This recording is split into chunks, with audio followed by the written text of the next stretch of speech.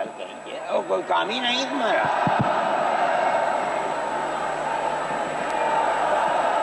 بسم اللہ الرحمن الرحیم.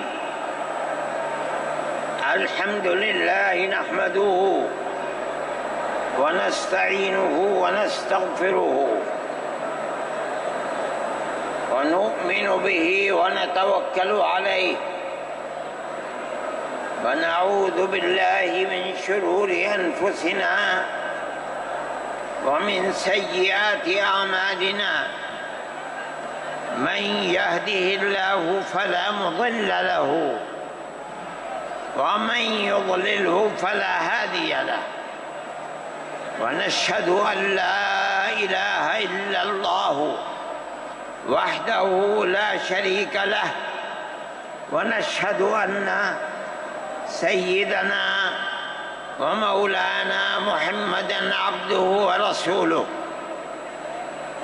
أما بعد، مسلم پرسنل لا بورڈ کے صدر محترم نائیڈو صاحب کے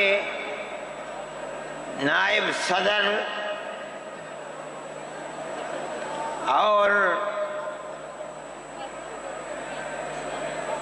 ہمارے مہدی صاحب، دوسرے حضرات جو یہاں بیٹھے ہوئے ہیں، اور یہ جمع غفیر لاکھوں آدمی جو آئے ہیں جمعیت علماء کی دعوت پر. میں جمعیت علماء کے ان ورکرز اور آئے ہوئے مہمانوں کا دل کی گہرائیوں سے شکریہ ادا کرتا ہوں. جن لوگوں نے جمعیت علماء ہند کی دعوت پر اپنے احباب کو جمع کیا اور اپنے خرچ سے جمعیت علماء کا ایک پیسہ کیا پھوٹی کوڑی بھی نہیں لگی، آپ ہی لوگ کروڑوں روپیہ خرچ کر کے اپنی بسوں کا خود ہی انتظام کر کے یہاں تشریف لائے دعوت پر اور آ کر بیٹھے. جمعیت علماء ہند کے خدام کے دل میں اس کی بڑی قدر ہے. اللہ آپ حضرات کو اس کا بہتر بدلہ عطا فرمائے. میرے محترم بزرگوں، آج ہی کا مسئلہ یہ نہیں ہے. جمعیت علماء ہند کی ایک تاریخ ہے، اور ایسی تاریخ ہے اپنے اس ملک کے لیے جو کسی دوسری ہندو مسلم پارٹی کے پاس نہیں ہے. علماء نے اس ملک کی آزادی کے لیے اگر آپ ان کی تاریخ کو پڑھیں گے تو آپ کو اندازہ ہوگا کہ ان کی اس ملک کی آزادی کے لیے قربانیاں 150 سالہ قربانیاں ہیں. کوئی اس ملک کے اندر ہندو مسلم ایسی پارٹی نہیں ہے جس کی تاریخ ایسی قربانیوں کی تاریخ ہو. حضرت شاہ عبدالعزیز صاحب محدث دہلوی نے 1803 میں آواز بلند کی تھی کہ ہمارا ملک غلام ہو گیا، اس غلام ملک کو آزاد کرانا اس ملک میں بسنے والے ہر مسلمان اور ہر شخص کا فرض ہے. کوئی مائی کا لال نہیں تھا جو انگریز کی طاقت کے سامنے آزادی ملک کا نعرہ بلند کر سکتا. ایک مسلمان عالم دین نے اسی دلی کے اندر اس نعرے کو بلند کیا، اس کی جائیداد قلق کر لی گئی، اس کے مدرسے کو دفن کر دیا گیا، اس کو دلی بدر کر دیا گیا، لیکن یہ مسلمان ایسے نہیں تھے جو کسی ملک کے پیسے یا اس کی سطوت اور اس کی طاقت کے سامنے سر جھکا دیتے۔ جو انہوں نے اپنا موقف اختیار کیا تھا پتھر کی چٹان کی طرح، اسی طرح اس موقف کے اوپر کھڑے رہے۔ سب سے پہلا جہاد سن 1932 کے اندر ہوا، ہندوستانی لوگ تو جانتے بھی نہیں، اور اس کے اندر لوگ مر گئے، ختم ہو گئے۔ شاہ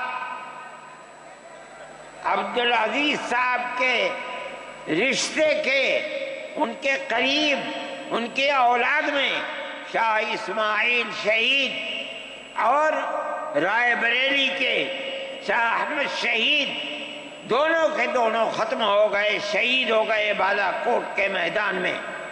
لیکن پیچھے نہیں ہٹے۔ وہ لوگ جو بچ کر آئے تھے سن 1857 میں پھر جہاد کر دیا، اور اس کے اندر صرف اسی دلی کے اندر 33,000 مسلمان شہید کیے گئے، اور لال قلعے سے لے کر جامع مسجد تک درختوں کے اوپر ان کی لاشوں کو لٹکا دیا گیا۔ یہ مسلمان کی تاریخ ہے، علماء کی تاریخ ہے۔ بتائیں کون ہے جس کی زندگی کے اندر یہ تاریخ مل سکتی ہے؟ میں کہتا ہوں، لاکھوں آدمی کے سامنے کہتا ہوں، کوئی مائی کا لال ہے جس نے اس ملک کی اس طرح خدمت کی ہو جس طرح مسلمان علماء نے خدمت کی ہے؟ میرے بھائی، جمعیت علماء انہی مجاہدین کی بنائی ہوئی جماعت ہے۔ ہم تو ان کے جوتے سیدھے کرنے والے ہیں۔ ہمارا کیا کام ہے؟ ایک ہی کام ہے کہ انہوں نے جو جمعیت کی بنیاد کے اندر ہندو مسلم اتحاد اور ملک کے ہر بسنے والے کو ایک پیغام دیا تھا پیار و محبت کا، ہم اسی پیغام کو لیے بیٹھے ہوئے ہیں۔ ہمارا کام صرف اتنا ہے۔ دنیا توڑنا چاہتی ہے، حکومتیں برباد کرنا چاہتی ہیں، فرقہ پرست ذہنیت آگ لگانا چاہتی ہے، یہ نعرہ دینا چاہتی ہے کہ ہندو الگ، سکھ الگ، مسلمان الگ۔ ہم کہتے ہیں نہیں، ہندو مسلم سکھ عیسائی بھائی بھائی۔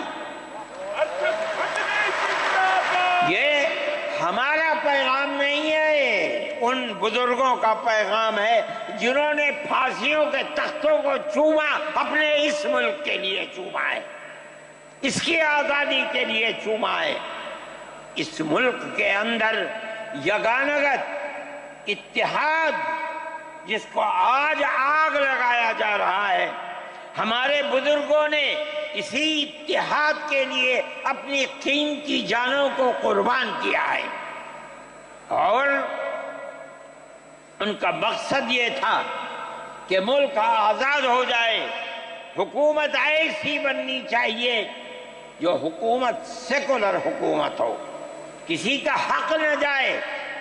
کانگریس اس لیے نہیں بنی تھی، یہ 1803 کی آواز ہے کہ ملک غلام ہو گیا، جہاد کرنا فرض ہے۔ کانگریس کا تو وجود بھی نہیں تھا۔ کانگریس تو 28 دسمبر 1985 کو بنی ہے، اور اس کا پہلا اجلاس بمبئی کے اندر ہوا ہے۔ آپ لوگ سمجھیں اس کو، کانگریس ملک کو آزاد کرانے کے لیے نہیں بنی تھی۔ کانگریس کی تجویز موجود ہے، وہ کہتے ہیں کہ ہندو مسلم ملک کے بسنے والوں کی اس جنگ و جدال سے دو جہاد سن 32 کا 1857 کا اس جہاد کے نتیجے میں جو برطانیہ کی حکومت اور ہندوستان کی حکومت میں دوری پیدا ہو گئی ہے، کانگریس کا مقصد تھا کہ اس دوری کو ختم کر دیا جائے، ملک کو اپنے گردن سے زنجیر غلامی کی نکال کر توڑ دیا جائے، کانگریس کا مقصد نہیں تھا۔ میں آپ سے کہتا ہوں یہ بات ہے اور کانگریس کی تجویز میں موجود ہے، کوئی اس کی تردید نہیں کر سکتا۔ کسی نے حضرت گنگوہی رحمت اللہ علیہ سے پوچھا کہ ایک جماعت بنی ہے جو ہندوؤں نے بنائی ہے انگریز کے ساتھ مل کر، کیا مسلمان اس جماعت میں شریک ہو سکتا ہے؟ حضرت نے فتویٰ دیا اور یہ کہا کہ جس طرح اپنے کاروبار میں ہندو مسلمان شریک ہو سکتا ہے، اسی طرح اس پارٹی کے اندر بھی ہندو مسلمان شریک ہو سکتا ہے، بشرطے کہ دین کو کوئی نقصان نہ پہنچے۔ اس فتوے کا نام ہے نصرت الابرار، جو پرانی یونین مکتبیں ہیں، لائبریریاں ہیں، یہ آج بھی وہاں موجود ہے۔ یہ صرف فتویٰ نہیں ہے، یہ اس لیے ہے کہ یہ اشارہ ہے کہ مسلمانوں کو کانگریس کے ساتھ شریک ہونا چاہیے اور کانگریس کے اس نظریے کو بدلنا چاہیے۔ کانگریس کے اندر مستقل غلامی کی زنجیر کو توڑنے کے لیے اور انگریز کے ساتھ جہاد کرنے کے لیے تیار کرنا چاہیے۔ مسلمان جوق در جوق اس کے اندر شریک ہوئے، کانگریس کے اس نظریے کو بدل دیا اور کانگریس کو ملک کی آزادی کے لیے کھڑا کر دیا۔ یہ مسلمان کا، علماء کا، جمعیت علماء کا کردار ہے۔ کوئی مانے نہ مانے، تاریخ میں لکھی ہوئی چیزیں ہیں، ہم سے پوچھے ہم وہ تاریخ کی لکھی ہوئی چیزیں دیں گے۔ ہماری تاریخ کو مٹا دیا گیا۔ وہ طبقہ جو آج ملک کے اندر اسلام اور مسلمانوں کو دفن کرنا چاہتا ہے، وہ ہماری تاریخ کو دفن کرنے کے اندر کامیاب ہو گیا، مگر ہم کہتے ہیں یہ ہماری تاریخ ہے۔ میرے بھائی، ملک اسی طرح چلتا رہا، جیسے جیسے آزادی قریب آتی رہی، جمعیت علماء ہند وہ تنہا ایک جماعت تھی جو برابر موتی لال نہرو، جواہر لال نہرو، گاندھی جی سے یہ بات کہتی رہی کہ ہمیں ضمانت دو، ہم 143 سال ہیں ہماری زندگی، جہاد کی زندگی، ہمیں یہ ضمانت دو کہ ملک آزاد ہوگا تو اس کا کردار سیکولر کردار ہوگا، دستور سیکولر دستور ہوگا، جس کے اندر ہندو، مسلمان، سکھ، پارسی، عیسائی ہر ایک کو اپنے مذہب کے ساتھ جینے کا حق ہوگا اور حکومت کا کوئی مذہب نہیں ہوگا۔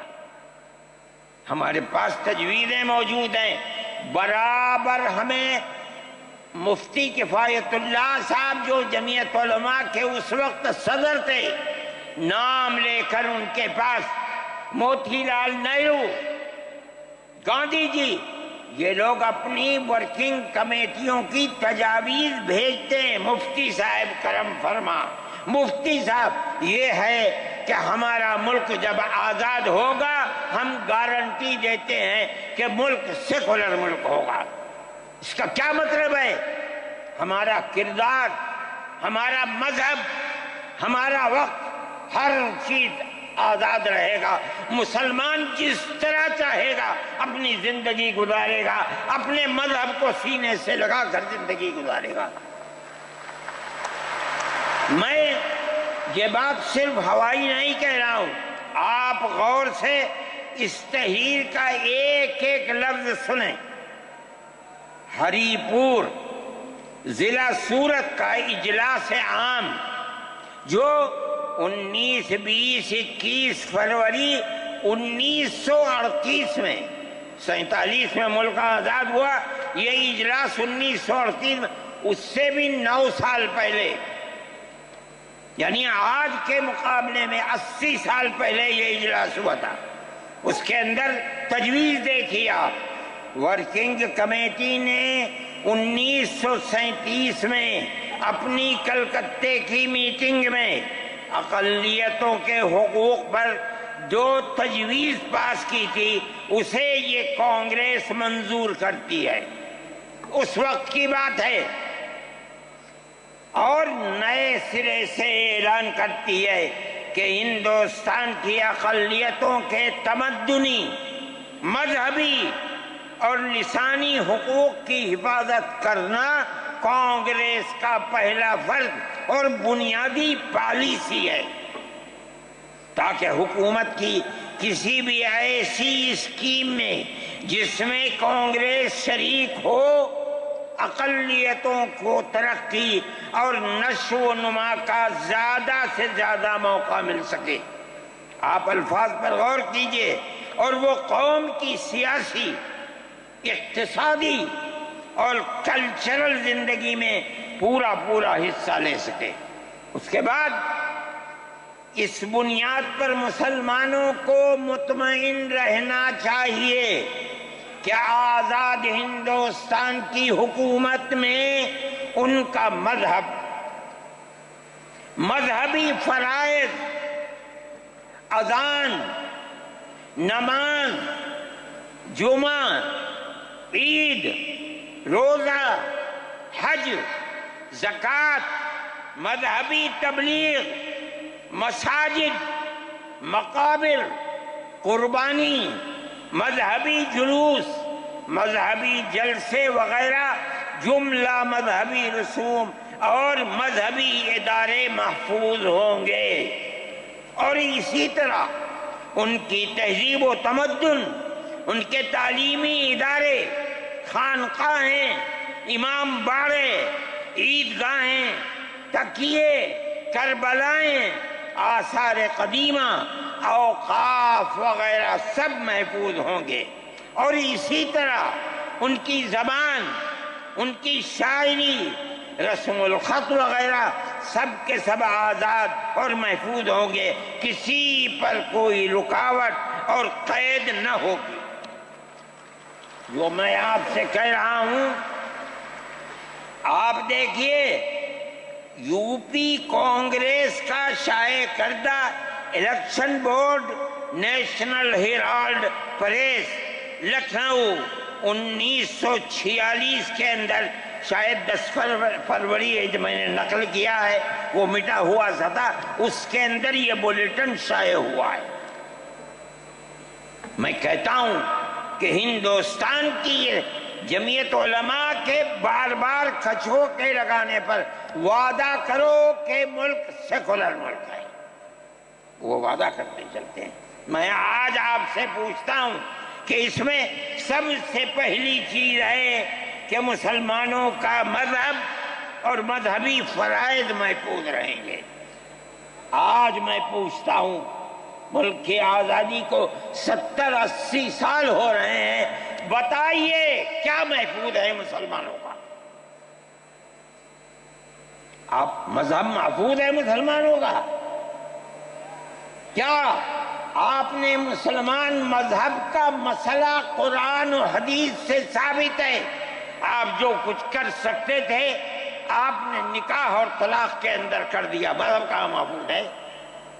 آپ کی حکومت اتراکھنڈ میں ہے، آپ یکساں سول کوڈ، یعنی کوئی تعلق مسلمان کا مذہب سے نہیں ہوگا، گورنمنٹ جو قائم کرے گی اس کے اوپر مسلمان کو چلنا ہوگا۔ کہاں کا سیکولرزم ہے؟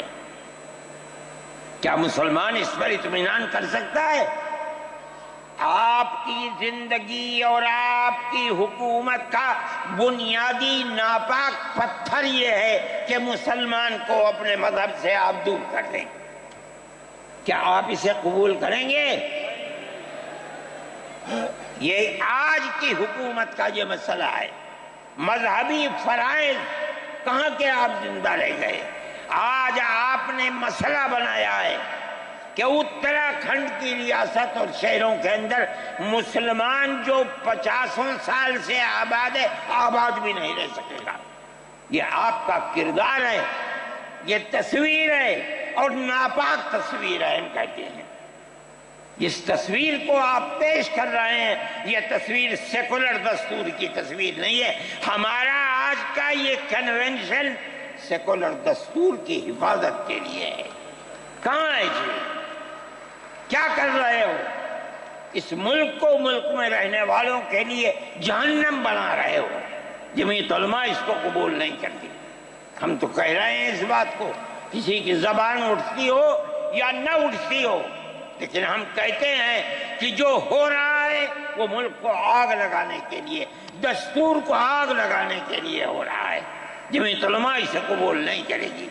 اگر جمعیت علماء نے اس بدترین حکومت جو یہ کہتی تھی کہ ہماری حکومت میں سورج نہیں ڈوبتا، جمعیت علماء نے کبھی اس کے سامنے سر نہیں جھکایا ہے، اس کے بعد ہم کس کے سامنے سر جھکائیں گے؟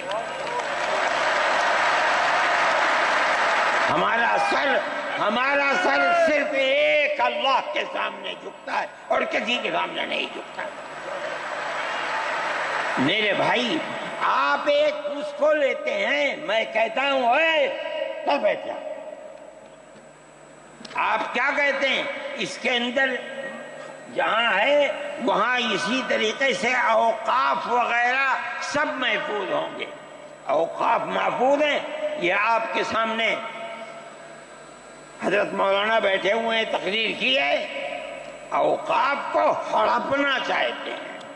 ہماری مسجدیں اسی دلی کے اندر 400 500 سال کی مسجدیں ہیں، جس میں جمعیت علماء کا دفتر بنا ہوا ہے، عبد النبی اکبر کے زمانے کی مسجد ہے۔ اور کتنی مسجدیں ہیں جن کے پاس اوقاف، اللہ اکبر، لاکھوں کروڑ کے اوقاف ہیں۔ جونپور میں جا کر کے دیکھو کیسی مسجدیں ہیں، دلی کے قرب و جوار میں دیکھو کتنی بڑی بڑی مسجدیں ہیں۔ ہندوستان کا وہ طبقہ جو ان مساجد کے اوقاف کو ہڑپ کرنا چاہتا ہے، کہتا ہے اگر کسی وقف زمین یا مسجد یا کسی بھی چیز کے کاغذات وقف کے نہیں آئیں اس کو وقف نہیں مانا جائے گا۔ کون 500 سال پرانے کاغذات لا کر کے پیش کر دے گا؟ قانون یہ تھا کہ جو مسجد بنی ہے، جو وقف پر بنتی ہے، وہ وقف ہے۔ آپ کو کیا درد ہے کہ آپ اس وقف کو ختم کرتے ہیں؟ اس کا مطلب ہے مسلمانوں کی زمین کو ہڑپ کرنا چاہتے ہو، حرام کھانا چاہتے ہو، اس لیے ان اوقاف کو ہڑپ کرنا چاہتے ہو۔ ہم اس کو قبول نہیں کرتے۔ اوقاف ہمارے آباء و اجداد کے کیے ہوئے ہیں، اوقاف اللہ کی ملکیت میں دیے ہوئے ہیں، مسجدیں بنی ہوئی ہیں، آپ ان کی حفاظت کیجئے، اس لیے کہ ہم اس ملک کے رہنے والے ہیں، ہم باہر سے آئے ہوئے نہیں ہیں۔ اگر ہندو گوجر ہے مسلمان بھی گوجر ہے، اگر ہندو جاٹ ہے مسلمان بھی جاٹ ہے، اگر ہندو راجپوت ہے مسلمان بھی راجپوت ہے۔ جاؤ دیکھو کشمیر کے اندر، اگر ہندو برہمن ہے مسلمان بھی برہمن ہے۔ ہم اسی ملک کے رہنے والے ہیں۔ کسی کو اچھا لگا یہ مذہب وہ اس مذہب میں چلا گیا، کسی کو یہ مذہب اچھا لگا وہ اس مذہب میں چلا گیا۔ کیا مذہب کی بنیاد پر اس ملک کے اندر آپ ہمیں جینے کا حق نہیں دیں گے؟ ہم اپنے جینے کا حق کو لیں گے۔ آپ نے جس سیاست کو اختیار کیا، آپ 2 الیکشن پہلے دیکھیے کس قوت کے ساتھ بی جے پی آئی تھی۔ آپ نے جس پالیسی کو اختیار کیا، سیکولرزم کو آگ لگانی چاہیے، اس کا نتیجہ اس الیکشن میں کیا ہوا؟ بی جے پی ہار گئی۔ میں کہتا ہوں کہ اگر چندرا بابو نائیڈو کی بیساکھی نہ ہوتی اور ادھر نتیش کمار کی بیساکھی نہ ہوتی تو بی جے پی گورنمنٹ نہیں بنا سکتی تھی۔ کیوں ہوا؟ وہ جو 14 سال پہلے